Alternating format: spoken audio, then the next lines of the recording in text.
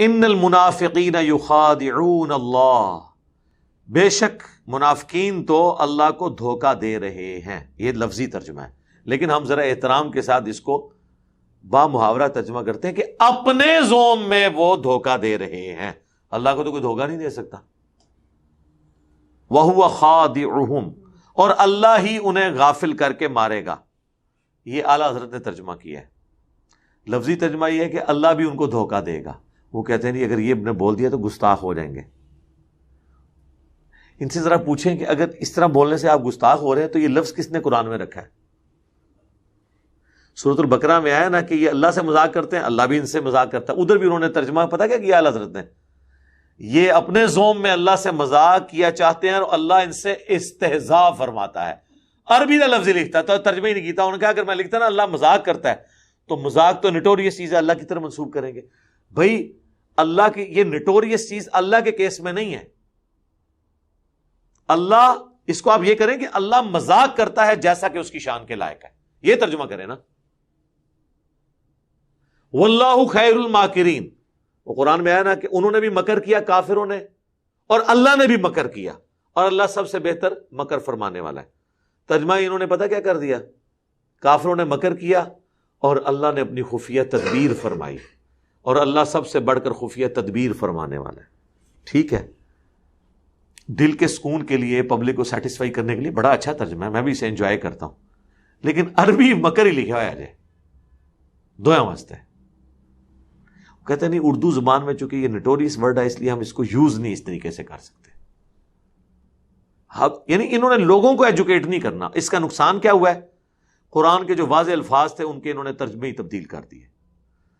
ماں کا وہ جو آیت ہے وما محمد الا رسول قد خلت من قبلہ الرسل افئن مات او قتل، محمد تو نہیں مگر ایک رسول، اگر یہ مر جائیں یا قتل ہو جائیں تو کیا دین سے الٹے قدم تم پھر جاؤ گے؟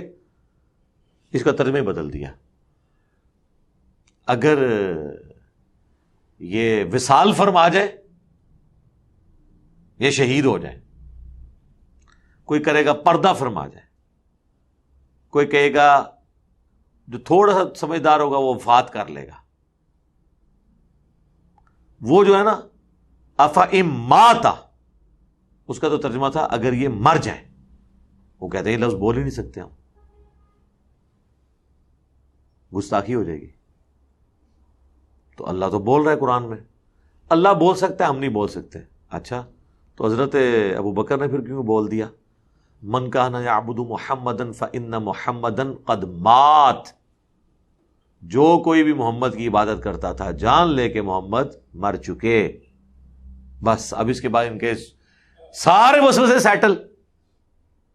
اب آپ ان کے ہر سوال کا جواب دے لیں تو ان کے پاس پھر اگلا پروپیگنڈا شروع ہو جائے گا، اور پروپیگنڈا کرنے میں یہ قوم ماہر ہے.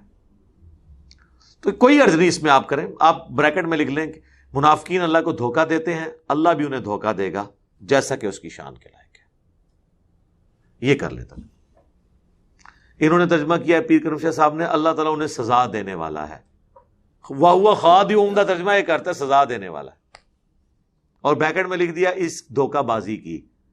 دھوکے کا لفظ پھر کافروں کی طرف منسوب کر دیا. یہ الفاظ کا کھلواڑ ہے جس میں یہ قوم الجھی ہوئی ہے. اللہ نے سادہ زبان میں قرآن نازل کیا تھا.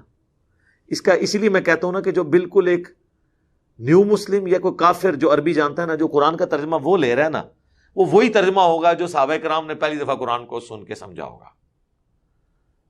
یعنی اگر آپ کافر کے سامنے لکھیں قرآن میں لکھا ایاک نعبد و ایاک نستعین، اور اسے عربی بھی آتی ہو، یا آپ اسے ترجمہ کر کے اے اللہ تیری عبادت کرتے ہیں، تجھی سے مدد مانگتے ہیں، اس کو کہیں گے یہ بعض لوگ بابوں کو پکارتے ہیں، وہ کہے گا نہیں یہ تو قرآن کے خلاف ہے.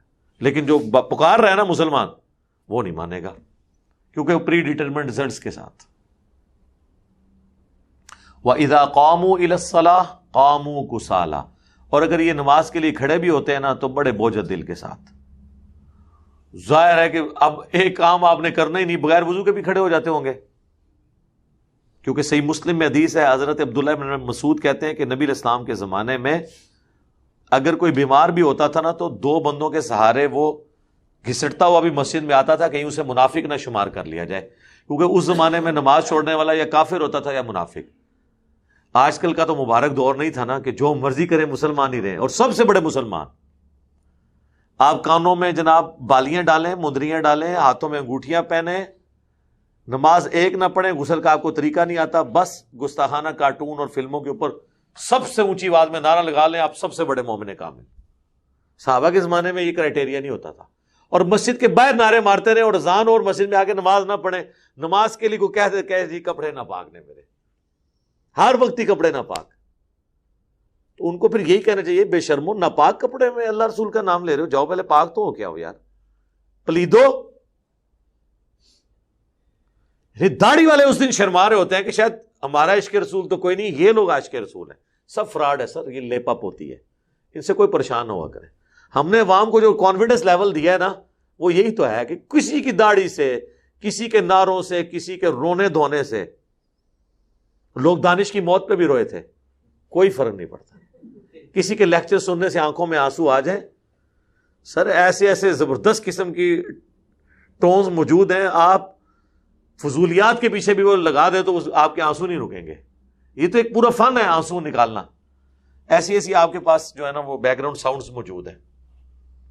تو اس سے آپ دھوکہ نہ کھائیں، وہ علمی بات کریں. رونا آ رہا ہے، کیا ہو گیا ہے، رونے نال کے فرق پہنتا ہے، کوئی فرق نہیں پڑتا.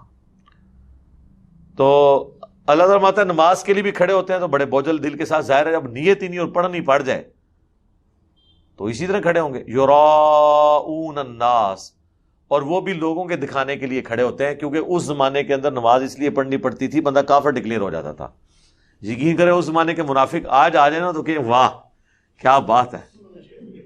ٹھیک ہے، آج کل تو منافق بننا بہت سوکھا ہو گیا ہے. اس زمانے میں منافق بننا بھی اوکھا سی، مسلمان بننا بھی اوکھا سی. منافق بھی 5 نمازاں پڑھنی ہے بہنی ہے سر. آج کل مسلمان بننا جتنا آسان ہے نا، اس سے زیادہ مشکل اس زمانے میں منافق بننا تھا. وَلَا يَذْكُرُونَ اللَّهَ إِلَّا قَلِيلًا، اور اللہ کا ذکر بھی نہیں کرتے اس نماز میں مگر کم. کیا نماز میں ذکر کرنا ہے انہوں نے جب وہ کھڑے ہی منافقت کے ساتھ ہیں.